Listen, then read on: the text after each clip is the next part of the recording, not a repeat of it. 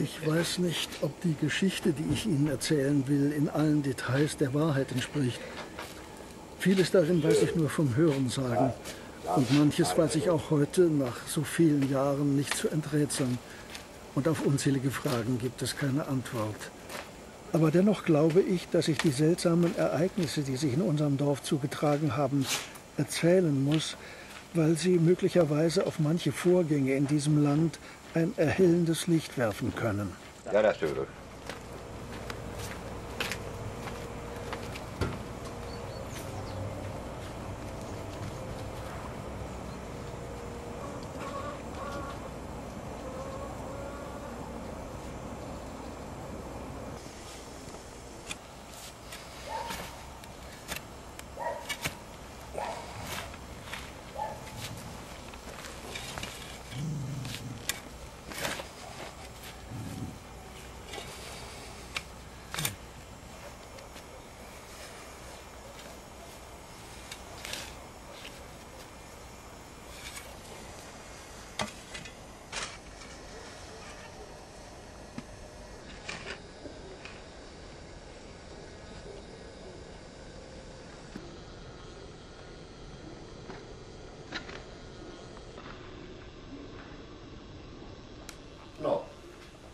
A fost chestia că a venit o doamnă din Viena și a făcut niște filmări de probă ca să aleagă niște figuranți pentru un film german care va fi realizat în Germania de Nord.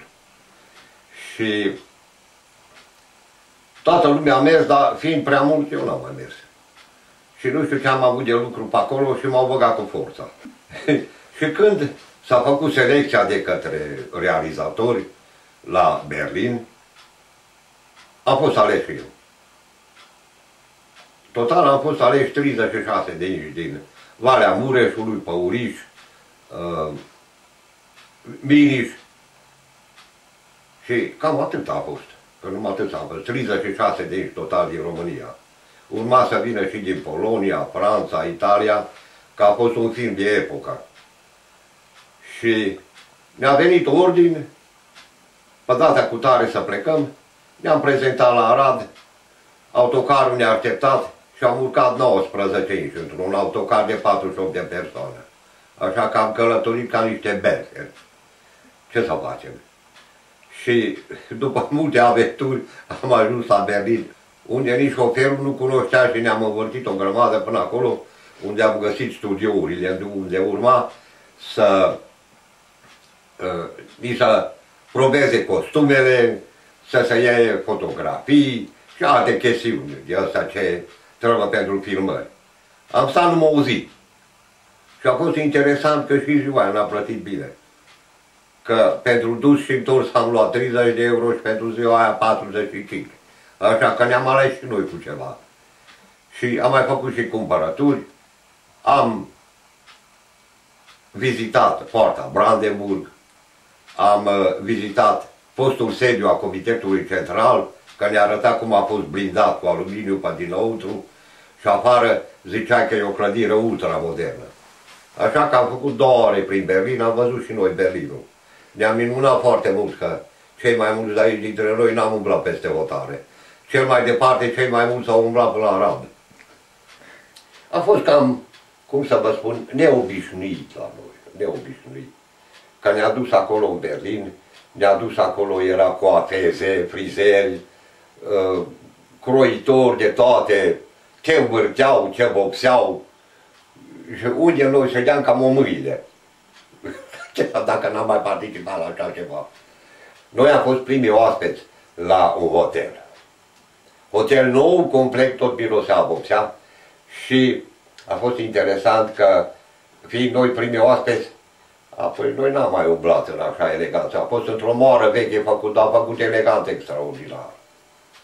Apoi a dat ăsta, fiecare cameră la toată lumea care a avut câte 2. Apoi și aici am avut niște ca necunoscători, știți, din România. Că am mers înăuntru în cameră și afară pe ieșire scria că no smoking, da, colegul meu zice că afară scrie no smoking, dar este scumieră. Zice, hai să prindem unul. Bă, dar nu smoking. Dar dacă pornește alarma undeva, dracului. Dar lasă pornească. Și am aprins câte o țigară, ventilatorul a pornit. Nu alarma. Când am aruncat țigara afară, opri ventilatorul. Când l-am adus înăuntru, i-a pornit ventilatorul. Pe urmă, baia. Când deschid ușa, pornește ventilatorul. Scot capul afară, iar se oprește, iar bag capul. Iar dă drumul la ventilator. E firea dracului, dar nu fi ăsta. După atâta zile de călătorie, drept în baie m-am aruncat. No, a doua oară, iar după ce s-a făcut costumele și s-a făcut organizarea, am călătorit din nou la Berlin pe 12 iulie, tot în același an, nu mai țin minte anul. În 2008 sau 2009, nu țin minte. Și de acolo am avut multe filmări într-o biserică. Că de acolo se întâmpla din filmul respectiv, care, Banderul Alb, nu asta a fost filmul. Părințește, nu știu, că am acolo înăuntru, că am diploma pe undeva. Das Weiße Band. Da, Banderul Alb. Și am făcut multe filmări într-o biserică din Nețup. Cazarea a fost excepțională. No, și vreau să spun că pensionul respectiv de unde au fost cazați, era afară parcă niște barăci. Și ne-am cam speriat că noi, fiind români, cine știe unde dracu ne cazează ăștia. Și când ni s-a repartizat, camerele înăuntru era o minunăție germană. Cu candelabre, cu frigidere, cu lumini ascunse, comod, doi într-o cameră și în jur numai parc, păduri, o buruiană nicăieri, tot tubs frumos, ca Germania. Și de acolo am deplasat circa 3 km într-o localitate, Nețop, unde a fost biserica respectivă, unde a făcut toate filmările din care a trebuit pentru scenele respective. Dar acolo nu au fost prezenți nici italieni, nici francezi, că ei au fost angajați numai pentru niște lucrări de câmp. Și a apărut în film acolo cu cositul, cu nu știu ce. Și aici numai noi, românii și polonezii, am filmat cu noi. La toate filmările ne-a spus că să vorbim pe limba noastră, că e și așa titrează în limba germană. Și am vorbit noi ce am vrut. Verzi cu uscate. Am întrebat pe Achidim, zice, Achidime, cât faci aia acasă? Câte faci aia? Zice, două, da, poți, trei. Actorul principal a întrebat. Aoleu, dar zice el alat, zice, dă dracu de burzui, că ăsta are în Italia 250. Actorul principal care a fost. Și are 250 de vai, zice, și vreo 2000 de porci. Ăsta e burzui. Ăsta să știți că ne-a plăcut foarte mult. Apoi să vă povestesc și o întâmplare hazie din timpul filmărilor din biserică. Că a mai fost încă una afară. Că la scena respectivă, niște intrări în biserică, ieșiri, s-a repetat de 11 ore, că așa a avut regia. Și apoi s-a mai amestecat drumul, că am avut și polonezi și români. Apoi nu știau unii cu altul să se înțeleagă. Și pătroi, ăsta ședea într-o bancă și ieșea afară, intra înăuntru, ieșea afară, intra înăuntru, de câte ori că nu-i bine, nu-i bine. Și la un moment dat, ăsta cu nasul mare, polonezul cu scripca, a dat peste pătroni, era călcat bine în picioare și strigă pătroni, care mă, măcar pe picioare, mă. Și cu aia s-a evacuat din nou de ăsta afară, că nu se putea de râs. Apoi am avut comică la unul de ai noștri, i-a luat vântul pălăria, că era vânt prea mare. Și i-a luat pălăria și fugea toată lumea după pălăria, întrerup și filmările. Striga regizorul că stop, stop, stop, stop, stop. Și iară reluat. Dar și aici de vreo 9 ore am reluat filmările, că nu-i plăcea la regie, ce să faci? Că faci cum spune el. Am stat acolo, nu știu, vreo 5-6 zile. Că atunci când a fost timpul, nu s-a putut filma. că a fost vânt, ploaie, ca în Germania de nord, aproape Marea Baltică. Și pe urmă ne-a dus pe 6 decembrie, chiar de Sfântul Nicolae, să filmeze cu noi o scenă cu o mormântare, că s-a spânzurat unul din actorii principali. Era post cu barbă, era urât. Și aici a fost tare frumos, ne-a plăcut. Că prima dată ne-a dus acolo și am văzut niște corturi. Și deja ne-a fost frică că oare cât o să răbdăm noi de frică acolo. Iară ne bagă românii nu știu unde, pe români. Când colo am mers înăuntru în corturi și să vedeți încălzire centrală, eleganță, căldură, ceai, mâncare, de toate ce trebuie la noi. Și am filmat. Dar alea n-a fost numai 3 zile acolo. Și aici am avut iară că patronul a venit cu cizmele, că a zis că e noroi unde filmăm. Și ne-a arătat chiar că era noroi, ca nici cu o zi înainte.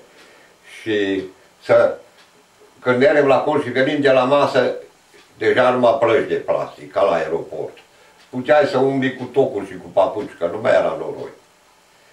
Și, și aici, să mă vedeți cu Fănică, atâta i-au mângăiat mustățile la Fănică, până Fănică a dormit.